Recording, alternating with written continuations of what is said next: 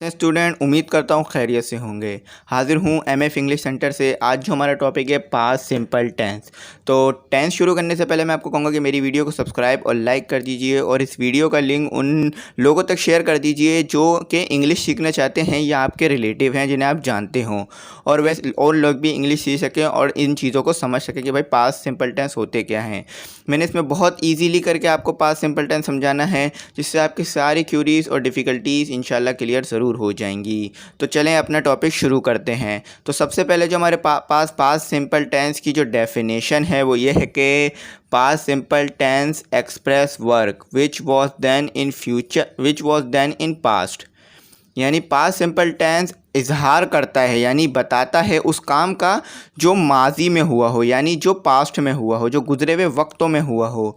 और ये जो माजी होता है ये हमारे पास दूर का माजी होता है, यानी काफ़ी टाइम हो गया होता है इस काम को हुए हुए, और इसको हम लोग माजी कहते हैं। ये ऐसा काम माजी नहीं होता जो अभी अभी हुआ है।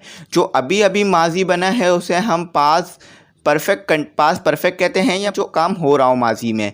लेकिन ये जो माजी होता है ये हमारे पास ऐसा माजी होता है जिस पे काम काफ़ी टाइम पहले हो चुका होता है और उसको हम याद करते हैं तो बताते हैं कि भाई हमारे पास ये पास्ट है।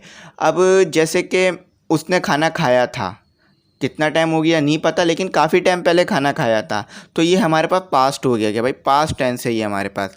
ये बहुत इजी टेंस होते हैं, बस इसमें जो बच्चे और लोग जो डिफ़िकल्टीज़ पैदा होती है वो होती है फॉर्म ऑफ वर्ब में। असल में आपको पता है कि फॉर्म ऑफ वर्ब जो होते हैं वो 4 होते हैं हमारे पास।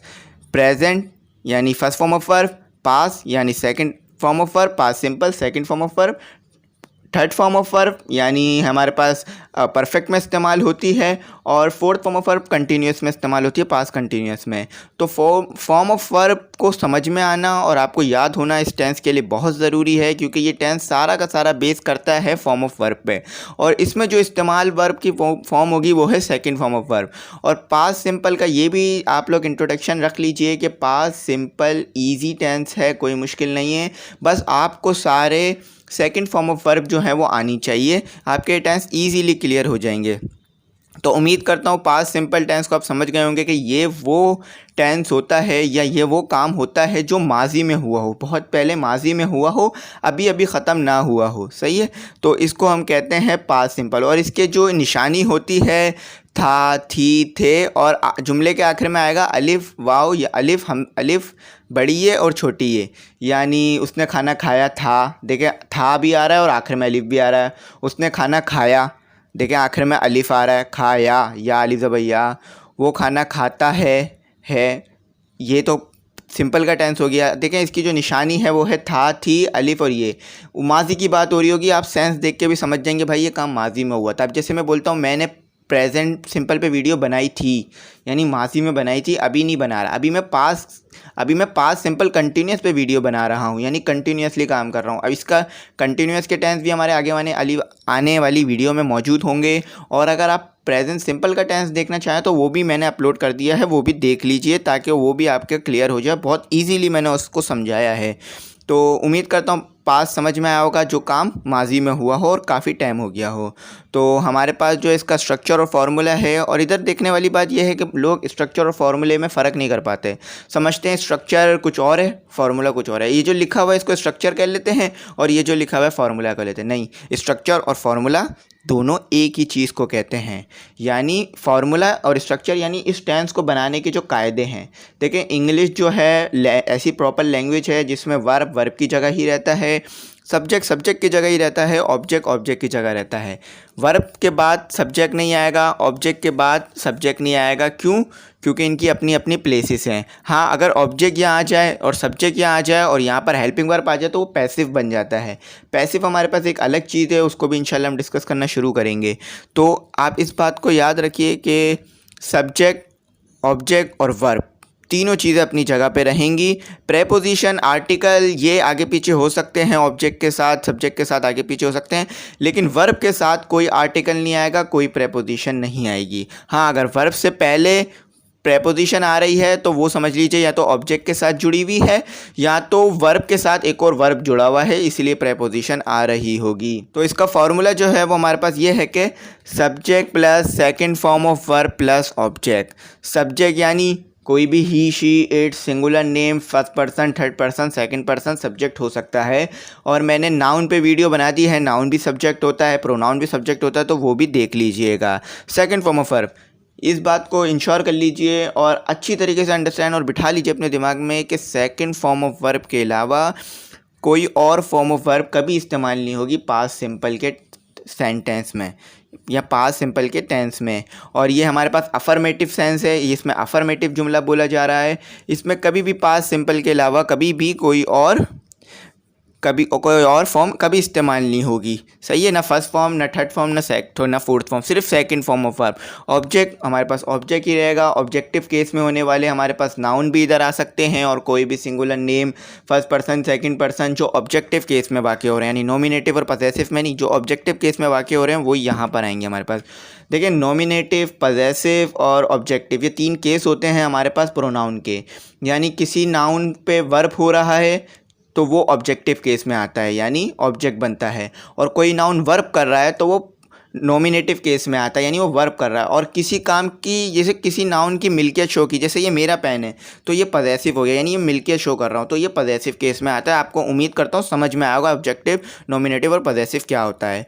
तो ये फार्मूला बहुत इजी है, इसे बिठा लीजिए। बस तीन चीज़ों पर मुश्तमिल है ये formula, subject plus second form of verb plus object, इसके अलावा और कुछ नहीं है हमारे पास। तो ये समझ में आएगा उम्मीद करता हूँ। अब चलते हैं अपने एग्जाम्पल्स की तरफ। निशानियाँ याद रखिएगा, निशानियाँ क्या है, था थी थे, अलिफ बड़ी है छोटी है। जब भी आप देखें ना था थी थे आ रहा है, यानी हुआ था, खाया था, पिया था, खाया पिया गए, तो यहाँ पर समझ लीजिए पास्ट है। और आप जुमले को भी देखिए, अगर मैं बोलूँगा आप खाना खाओगे तो ऐसा तो नहीं है कि आप बोल लोगे यार ये पास्ट है, खाओगे खाया तो नहीं ना। मैं खाना खाता हूँ, था हूँ, यानी करता रहता हूँ, कंटिन्यूअस। वो प्रेजेंट हमारे पास ये प्रेजेंट सिंपल है, ये काम होता रहता है। प्रेजेंट सिंपल ज़रूर देखिएगा, उसमें मैंने बहुत अच्छी तरीके से विद डेफिनेशन एक्सप्लेन किया है कि प्रेजेंट सिंपल होता क्या है। और अगर मैं बोलता हूँ कि मैंने खाना खाया था, आप इजीली समझ जाओगे भाई इसने पास्ट में काम किया था और ये काम अभी अभी ख़त्म नहीं हुआ है। अगर अभी अभी ख़त्म होता तो चुका है आता है, इसने ये खाना खा चुका है। तो इसकी बहुत इजी जो है पहचान है कि ये काम माजी में हुआ होगा। तो ब्रीफ डिस्क्रिप्शन दिया है मैंने आपको पास्ट सिंपल टेंस के ऊपर। अब मैं आपको इसकी एग्जाम्पल बयान कर देता हूँ। ही टोल अ लाई, उसने झूठ बोला, उसने एक झूठ बोला। टोल, देखिए सेकंड फॉर्म ऑफ वर्ब इस्तेमाल हो रही है, टेल की सेकंड फॉर्म है टोल। सही है, उसने झूठ बोला, क्या बोला, झूठ, माजी में बोला था, अभी नहीं बोला, काम किया, वर्ब किया ना। तो ये हमारे पास हो गया प्रेजेंट सिंपल टेंस। सही है। और अगला जो हमारे पास सेंटेंस है वो ये है कि ही पनिश्ड ऑल द बॉय, उसने सज़ा दी सारे लड़कों को। पनिश्ड, देखिए फर्स्ट फॉर्म जो है इसकी पनिश है, सेकंड और थर्ड फॉर्म दोनों पनिश्ड ही हैं, और फोर्थ फॉर्म जो है इसकी पनिशिंग है, यानी ईडी हटा के आईएनजी आएगा।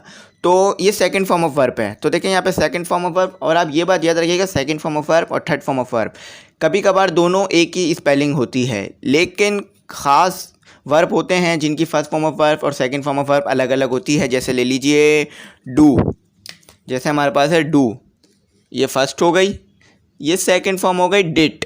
सही है। और थर्ड फॉर्म हो गई डन, DONE डन। और फोर्थ फॉर्म क्या हो गई हमारे पास, फोर्थ फॉर्म हो गई हमारे पास डूइंग। तो देखें इसकी तमाम फॉर्म्स अलग हैं, डू, डिड, डन, डूइंग, लेकिन ये इजीली हम समझ सकते हैं और याद कर सकते हैं क्योंकि डू जो है बहुत ज़्यादा इस्तेमाल होने वाला लफ्ज़ है। तो उम्मीद करता हूँ आप लोग इसको याद कर लेंगे। और भी बहुत सारी फॉर्म ऑफ वर्ब आपको नेट से मिल जाएंगे और इंशाल्लाह मैं फॉर्म ऑफ वर्ब पे भी बहुत जल्दी वीडियो अपलोड कर दूंगा ताकि आपकी इसके मुतालिक भी जो क्यूरीज और डिफ़िकल्टीज है वो भी क्लियर हो सके। तो ही पनिश्ड ऑल द बॉय, उसने सज़ा दी सारे लड़कों को। तो ये हमारे पास पनिश जो है सेकंड फॉर्म ऑफ वर्ब है, और सज़ा किसको दी, लड़कों को, लड़के ऑब्जेक्ट है। देखिए यहाँ कोई ऑब्जेक्ट नहीं था, उसने झूठ बोला। झूठ बोलना एक काम है, लेकिन किस पर झूठ बोला ये कोई नहीं, यहाँ ऑब्जेक्ट है। देखो लड़कों को सज़ा दी, उसने सज़ा दी लड़कों को। तो उम्मीद करता हूँ ये आपको समझ में आया होगा। अगला जो सेंटेंस है वो हमारे पास ये है कि ही मेड इट, उसने किया ये। ही मेड इट, उसने किया ये। आप कहते हैं ना यार ही मेड इट, उसने किया ये। देखिए मेट, मेट की फर्स्ट फॉर्म है मेक, मेक। तो मेक जो है ये आप बिठा लीजिए कि फ़र्स्ट फॉर्म है, और मेड जो है ये सेकंड फॉर्म है, और फोर्थ फॉर्म है मेकिंग। तो उम्मीद करता हूँ समझ में आया होगा, उसने किया ये जो लिखा हुआ है थर्ड हमारे पास सेंटेंस। और अब चलते हैं अपने, ये तो हमारे पास अफर्मेटिव का टेंस था। सही है, ये हमारे पास अफर्मेटिव का जुमला था। अब चलते हैं इंटरोगेटिव और नेगेटिव की तरफ। तो मैं इंटरोगेटिव क्या होते हैं ये आपको समझा देता हूँ। पहले स्टूडेंट, जो हमारे पास पास्ट सिंपल का नेगेटिव है वो कुछ इस तरह से है कि पास्ट सिंपल के नेगेटिव में हम माजी में कोई काम का इनकार करते हैं। जैसे माजी में कोई काम नहीं हुआ होगा तो उसको बोलते हैं कि भाई उसने खाना नहीं खाया था, उसने काम नहीं किया था, तो हम इनकार करते हैं। नेगेटिव का मतलब ही होता है इनकार करना, सही है। नेगेटिव का मतलब होता है मनफी यानी इनकार करना। तो इसका आप फार्मूला देख लीजिए, subject plus did not plus form of verb plus object. तो इधर जो आपको एडवांटेज हासिल है वो ये हासिल है कि भाई फर्स्ट पर्सन हो, सेकंड पर्सन हो, थर्ड पर्सन हो, कोई सा भी पर्सन हो, या ही शी इट सिंगुलर नेम कुछ भी हो, आपने सीधा सीधा डिड नॉट लगा देना है। आपने नहीं सोचना। इसके अलावा देखें कोई डिड नॉट के अलावा कोई और लफ्ज़ इस्तेमाल ही नहीं होता, सिर्फ एक ही वर्ड इस्तेमाल होता है, वो है डिड नॉट। तो आपने सीधा सीधा डिड नॉट यूज़ कर लेना है। और आपके पास जो वर्ब की फॉर्म आएगी वो फर्स्ट फॉर्म ऑफ वर्ब भी आएगी। क्यों? क्योंकि आप यहाँ पर डिड नॉट लगा रहे हैं और डू की जो सेकेंड फॉर्म होती है वो डिड नॉट होती है। तो आप यहाँ पे डिड नॉट इस्तेमाल कर लेते हैं, तो इसलिए आप यहाँ पर फर्स्ट फॉर्म ऑफ वर्ब इस्तेमाल करेंगे। जब आप अफर्मेटिव बोलेंगे तो यहाँ पर सेकंड फॉर्म लगाएंगे, और आप जब नेगेटिव बोलेंगे तो यहाँ पर आप फर्स्ट फॉर्म ऑफ वर्ब लगाएंगे। और ऑब्जेक्ट सब्जेक्ट अपनी जगह पे ही रहेगा, प्रेपोजिशन ऑब्जेक्ट से पहले आ सकती है, इसमें कोई टेंशन की बात नहीं है। उम्मीद करता हूँ ये आपको समझ में आया होगा। तो चंद एग्जाम्पल मैंने आपके लिए लिख दी हैं सेंटेंस के तौर पर, इससे और अच्छी तरह से एक्सप्लेन करने की कोशिश करूँगा। He did not tell a lie, he did not tell a lie. देखिए वहाँ पे लिखा था टोल, वहाँ पे लिखा था टोल TOLL, लेकिन यहाँ पर लिखा है tell TALL tell. He did not tell a lie, वो झूठ नहीं बोलता है। He did not tell a lie, tell की स्पेलिंग में थोड़ी सी मिस्टेक हो गई है, टेल में यहाँ हमारे पास आता है ई। तो he did not tell a lie, वो झूठ नहीं बोलता है। तो इसे थोड़ा सा सही कर लेते हैं। तो इधर जो आता है टेल में हमारे पास ई आता है, इधर जो हमारे पास टेल में आता है वो ई आता है। तो he did not tell a lie, वो झूठ नहीं बोलता है। तो यहाँ पर देखें टोल इस्तेमाल नहीं हुआ है, यहाँ पर इस्तेमाल हुआ है टेल यानी फर्स्ट फॉर्म ऑफ वर्ब इस्तेमाल हुई है, और लाई यानी झूठ, वो झूठ नहीं बोलता है। तो समझ गए होंगे आप, उम्मीद करता हूँ आप लोग ये समझ गए होंगे। अगला सेंटेंस देखिए, ही did not read, he did not read, यहाँ पर रीड 2 बार लिख दिया मैंने। ही did not read today's newspaper, उसने नहीं पढ़ा आज का अखबार। ही did not read today's newspaper, उसने नहीं पढ़ा आज का अखबार। देखिए यहाँ पर जो एस है वो अपॉस्ट्रोफी एस है, तो आज का अखबार यानी उस पीछे से लिंक जोड़ रहा है और उसके साथ मिलकर जोड़ा कि आज का अखबार नहीं पढ़ा। तो देखिए रीड आ रहा है, देखिए रीड आ रहा है, रूट नहीं आ रहा। तो फर्स्ट फॉर्म ऑफ वर्ब इस्तेमाल करें, इसको सीधा सीधा ये समझ लीजिए। ही डिड नॉट डू इट, उसने ये नहीं किया, उसने ये नहीं किया, माजी में नहीं किया यानी माजी में कोई काम नहीं किया तो डिड नॉट लगा दिया। और डू की फर्स्ट फॉर्म आ रही है, देखिए डू की पहले से ही यहाँ पे सेकंड फॉर्म इस्तेमाल है डिड। तो अगर यहाँ पर हम लोग ये बोलते हैं कि ही डिड इट, उसने किया, तो बोलते ही डिड इट, डू नहीं लगाते, सेकंड फॉर्म ऑफ वर्ब लगाते। अगर ये नेगेटिव नहीं होता तो हम सेकंड फॉर्म ऑफ वर्ब लगाते। तो उम्मीद करता हूँ ये वाला आपको समझ में आया होगा नेगेटिव। और अब चलते हैं अपने आखिरी इंटरोगेटिव पर। तो चलें स्टूडेंट, हमारे पास इंटरोगेटिव जो है उसका मतलब होता है सवाल जवाब करना, यानी जो सवाल जवाब माजी में किए गए थे उसे हम बोलते हैं पास्ट सिंपल इंटरोगेटिव। जैसे किसी ने माजी में पूछा था क्या तुमने खाना खाया, क्या तुमने कुछ किया, क्या तुम बैठे, क्या तुम गए, तो इसको कहते हैं हम इंटरोगेटिव, सवाल जवाब करना, सवाल करना, सही है। तो इसका जो हमारे पास स्ट्रक्चर और फार्मूला है वो ये कुछ इस तरह से, did plus subject plus first form of verb plus object. Did जो है पहले सब्जेक्ट के बाद आ रहा था, अब सब्जेक्ट के पहले लगा दीजिए, नॉट हटा दीजिए क्योंकि ये इंट्रो प्लस नेगेटिव नहीं है। अगर आपको इंट्रो प्लस नेगेटिव करना है तो आप यहाँ भी नॉट लगा सकते हैं और सब्जेक्ट के बाद भी नॉट लगा सकते हैं, जिससे ये इंट्रो प्लस नेगेटिव हो जाएगा। जैसे क्या तुमने खाना नहीं खाया था, जैसे किसी ने खाना खा लिया हो, मना कर दिया भाई मैंने खाना नहीं खाया था, तो इसको बोलते हैं इसको हम बोलते हैं इंट्रो प्लस नेगेटिव। तो सही है, उम्मीद करता हूँ आपको समझ में आया होगा। तो अब इसकी कुछ एग्जांपल्स मैंने लिख दी हैं फर्दर, उसे देख लीजिए। फर्दर एग्जांपल जो है हमारे पास कुछ इस तरह की हैं। Did he tell a lie, did he tell a lie, क्या उसने झूठ बोला था। और अगर इसको इंट्रो प्लस नेगेटिव बनाना है तो बना लेंगे did he not tell a lie या didn't he tell a lie, क्या उसने झूठ नहीं बोला था? तो ये हमारे पास इंट्रो प्लस नेगेटिव हो जाएगा। तो did he tell a lie, क्या उसने झूठ बोला? सवाल कर रहे हैं किसी से सवाल कर रहे हैं क्या उसने झूठ बोला? तो उसने झूठ बोला होगा तो yes he tell a lie, he told a lie, उसने झूठ बोला था। यहाँ पे टोल इसलिए लगाया क्यों? क्योंकि यहाँ पे टेल लगाया है, लेकिन मैंने जो अभी बोला ही टोल अ लाई, उसने झूठ बोला था। येस उसने झूठ बोला था। क्यों? क्योंकि उसने माजी में काम किया था ये। तो इसका जो है हमारे पास ये हो गया हमारे पास एक। और हमारे पास दूसरा जो है डिड इकबाल बाय बुक, क्या इकबाल ने बुक खरीदी थी? देखें बाय जो है फर्स्ट फॉर्म है और ब्रोड जो है सेकंड फॉर्म है, तो यहाँ पर बाय आ रहा है। तो बाय क्यों आ रहा है? क्योंकि यहाँ डिड आ चुका है। तो डिड इकबाल बाय बुक, क्या इकबाल ने किताब खरीदी थी? अगर इकबाल ने खरीदी होगी तो बोल देगा yes I buy a book, I brought a book, मैंने बुक खरीदी थी। सही है, उम्मीद करता हूँ समझ में आया होगा। अब आखिरी देख लेते हैं, डिड आई डू इट, क्या मैंने ये किया था? क्या मैंने ये किया था? तो यहाँ पर क्वेश्चन मार्क मिस हो गया, क्वेश्चन मार्क लगा लें। तो